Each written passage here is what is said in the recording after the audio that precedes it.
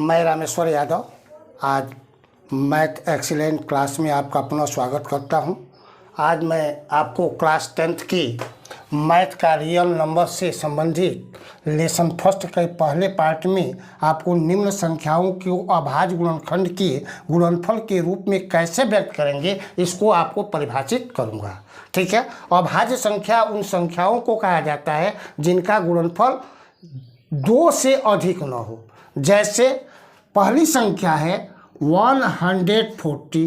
Question आपका कह रहा है कि निम्न संख्याओं को अभाज्य गुणनखंडों की गुणनफल के रूप में व्यक्त कीजिए। तो संख्या हो गई 140। अब इसका ऐसे संख्या से हमको डिवाइड करना है जो संख्याएं अभाज्य हो।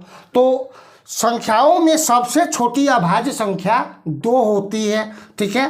तो 2 से सबसे पहले इसको डिवाइड करेंगे। तो 2 से हम 140 को डिवाइड करेंगे तो 2 से बन जा 14 होता है। ये 0 बची, 0 को यहाँ उतार लेते हैं।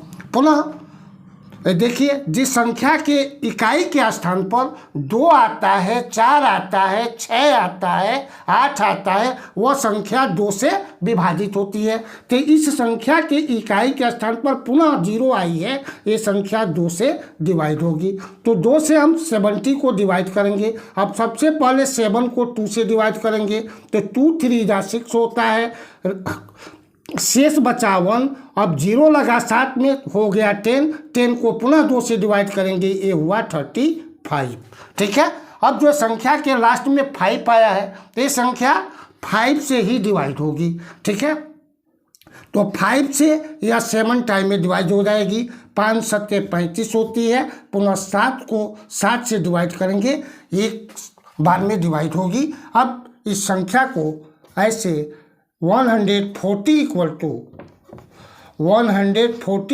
टू 2 इंटू 2 इंटू 5 इंटू 7 के रूप में लिख देंगे। ठीक है।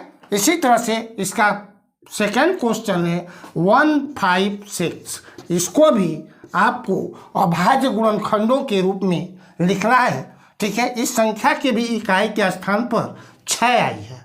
ठीक है। तो जिस संख्या की इकाई के स्थान पर 2 आता है, 4 आता है, 6 आता है, 8 आता है, वो संख्या 2 से विभाजित होती है। तो देखिए, इसके इकाई के स्थान पर 6 आई है, ये संख्या 2 से विभाजित होगी। अब पुनः इसको 2 से विभाजित करेंगे तो सबसे पहले 2 से 1 को डिवाइड करेंगे तो 1 2 से छोटा है, डिवाइड नहीं होगा। 5 को भी ले लेंगे। अब यह 15 हो गया। 15 को 2 से डिवाइड करेंगे तो यह 7 बार में डिवाइड होगा।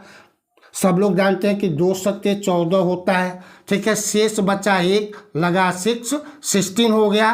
पुनः 16 जो है 2 से 8 बार में डिवाइड होगा। ठीक है। और फिर इस संख्या की इकाई के स्थान पर 8 आई है, ये संख्या 2 से विभाजित होगी। तो 2 तिहाई 6 होगा, बचा शेष 1, लगा 8 18 हो गया। पुनः ये संख्या 2 से 9 बार में विभाजित होगी। ठीक है। अब ये हो गया 39। 39 अब 2 से विभाजित नहीं होगा क्योंकि इकाई के स्थान पर न तो 0 है, न 2 है, न 4 है, न 6 है, न 8 है। अब ये संख्या 3 से डिवाइड होगी क्योंकि 9 और 3 12, यानी संख्या का जोड़ 12 आ रहा है जो 3 से विभाजित होगा, अतः यह संख्या 3 से विभाजित होगी। अब 3 से इसको डिवाइड करेंगे, 3 एकन्ने 3, 3 3 9।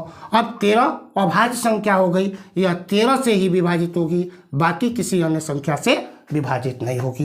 ये हुआ 156 equal to 2 into 2 into 3 into 13 होता है।